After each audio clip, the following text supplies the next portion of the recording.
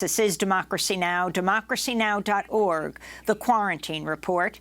I'm Amy Goodman in New York City with Nermeen Sheikh, who is broadcasting from her home. Hi, Nermeen. Good morning, Amy, and welcome to our listeners and viewers around the country and around the world. Well, we're going to go right away to Atlanta, where prosecutors have charged former Atlanta police officer Garrett Rolfe with 11 counts, including felony murder, for the shooting death of 27-year-old Rayshard Brooks, who he shot twice in the back outside a Wendy's restaurant June 12th. This is Fulton County District Attorney Paul Howard announcing the charges Wednesday. These are the 11 charges against Officer Rolfe.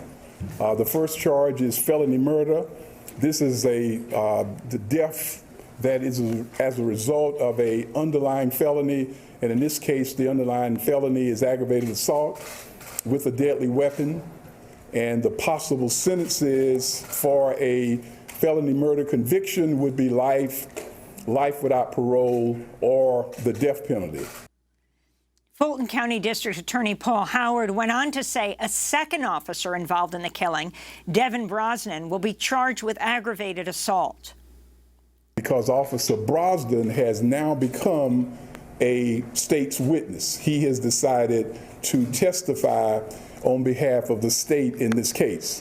What he has said to us, that is within a matter of days, he plans to make a statement regarding the culpability of Officer Rolfe, but he indicated that he is not psychologically willing to give that statement today. Officer Brosnan, however, has admitted that he was in fact standing on Mr. Brooks's body immediately after the shooting. On Wednesday, Howard also revealed a photo of Garrett Rolfe kicking Brooks as he lay dying on the ground, saying both officers failed to give Brooks any medical attention for more than 2 minutes. During the 2 minutes and 12 seconds that Officer Rolfe actually kicked Mr. Brooks while he laid on the ground, while he was there fighting for his life.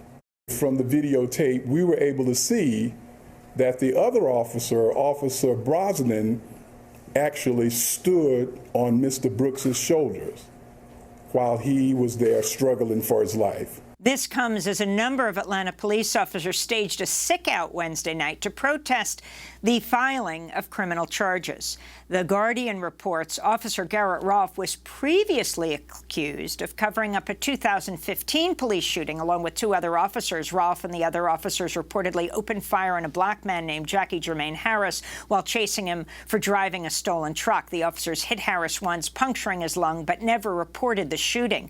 The judge involved called the case a disaster and the wildest case I've seen in my 34 years here, she said. Meanwhile, new video has emerged of Rayshard Brooks speaking in his own words about his struggles with the criminal justice system. The experience of being locked up in prison, he says, left him deep in debt and struggling to pay court fees and restitution, even as employers turned him away due to his criminal record. Brooks spoke in February with the group Reconnect.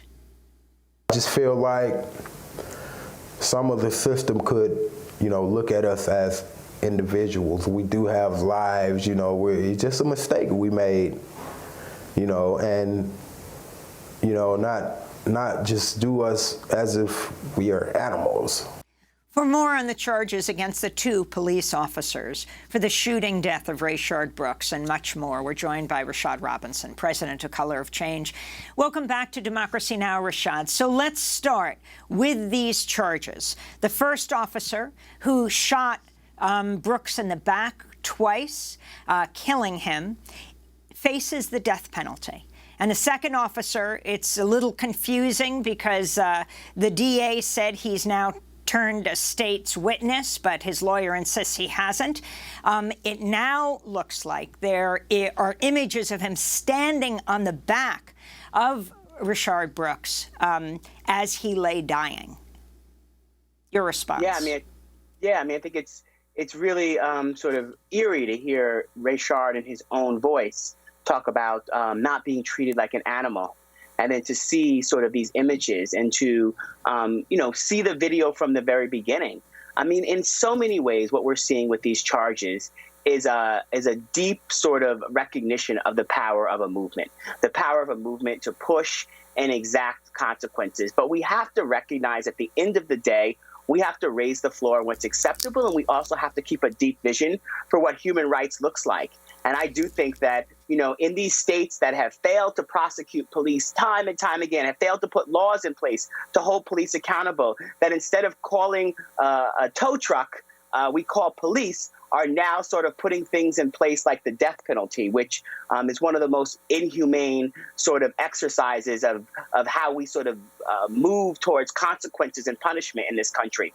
And so I think that all of this, right, is important in terms of getting justice for the family. And at the same time, we have to continue to keep our eye on all the ways that the system realigns itself, protects itself, and really hear those sort of words of Rayshard Brooks about being treated like an animal, and recognize that there are so many others that are continuing to be treated like animals, enemy combatants in their own neighborhoods by police. Rashad Robinson, could you talk about what you'd like to see happen? You've called for defunding the police. Can you talk about that? And in particular, also, you've spoken about the role of police unions. How do police unions represent some kind of possible obstacle to defunding the police? Yeah, so for the last 20 years in this country, violent crime has basically steadily went down. And at the same time, police budgets have continued to rise, continued to expand. We've militarized police. If you look at communities where there are a lot of police, what you oftentimes also notice is that there's not healthy food, there's not good schools, there's not health care, there's not parks. So we've basically sort of put police in place of all the things that we know that communities that are whole and safe and healthy actually have. And so to the extent that budgets are moral documents, they say what we actually believe, what we care, what our values are. And when we sort of put 50+% of our budgets, 40+% of our budgets into policing in cities and don't put it into all the things that actually make communities safe, we are actually saying something about how we value those people. And so we've really talked about what does it look like to invest in communities and divest from policing? What does it look like for at that Wendy's where Rayshard Brooks dealt with those police? What would it look like to call a tow truck? What would it look like if we don't send someone with a gun when someone passes a bad check? Or or we're dealing with homeless, or we're dealing with so many other issues where we don't need to send someone with a gun. And so the point about police unions is really that we do not have an ideas gap. Whether you're for defunding the police and really thinking about the fact that police have failed in their fundamental responsibility to keep us safe, and as a result, we have to take away so much of their power because they haven't kept our community safe.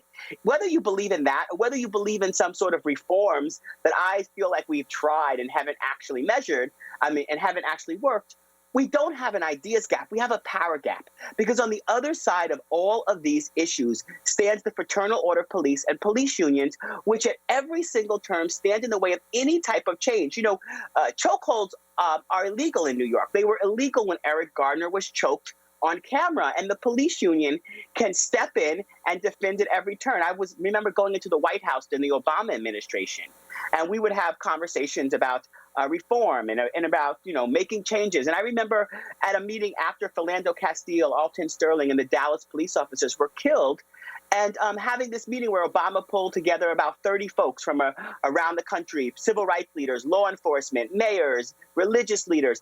And we got around the table and we had assigned seats. We had to put our phones out. And so it was not the specter of even being in the public spotlight. And I remember talking about racial profiling. And the head of the Fraternal Order of Police interrupted me and said, all of this talk of racial profiling is new to me. So what I'm trying to say here is it's not that he said, I don't agree with your policies. I think you're asking for too much. What he said was he gaslit us and said racial profiling basically essentially doesn't exist, that we are making claims that doesn't exist. And so when we have politicians who say they stand with us, when they say Black Lives Matter, that they're on our side or they want some reforms, and then they take money from the police union. That means we can't actually trust you. It means that you can't say that you are for reducing guns, for ending gun violence, and take money from the NRA. And so we are creating a new litmus test around what does it mean to actually stand with us on these issues. And you can't stand with a group of people who have treated our communities like enemy combatants, that have called Tamir Rice a menace and then helped that police officer get a new job someplace else. We have to hold a standard for what does it mean to stand with us. And if you don't stand with us, as a politician, a political leader, we're going to hold you accountable. The people who undermine progressive prosecutors, that's the headline of an op-ed you just wrote in the New York Times that, what, you wrote this actually a year ago? Well, I started writing it a year ago, and it took forever to get published because, the process of getting something published and the process of actually meeting a news hook. But yeah, I mean, the New York Times, I first started talking about. So I would say that what happened is it got published when the movements rose up, and for many in the corporate media making it relevant. Yes, absolutely. I mean, you all talk about these issues all the time, but yes, having a corporate media say, "Oh, now it's time," was important. I mean, one of the things I wrote about in there was exactly this issue around fraternal order of police, and was able to tell the story after talking with a set of DAs about some of the real barriers, the barriers of whether it's prisons that lobby against the reforms because they don't want to reduce the size, or the towns that need and rely on prisons, whether it's the judges that don't want their sort of legacies undermined by prosecutors who are actually looking at a new vision for safety and justice in a country that has 4% of the world's population and 25% of the world's incarcerated population. Or the story that I told in the op-ed piece about the fraternal order police in Cook County who marched on the first Black woman DA, Kim Foxx. They marched on her with 4 white nationalist groups, as reported by the Chicago Sun-Times. They marched on her in front of her office. They took pictures of Kim Foxx's face, and they rubbed those pictures on their crotch in front of her office. And then these police officers with their badges and their guns go back into our communities, and we are expected to trust them while they make threats and attacks on a Black woman law enforcement official, the elected official in the county that the people sent there to actually deliver safety and justice.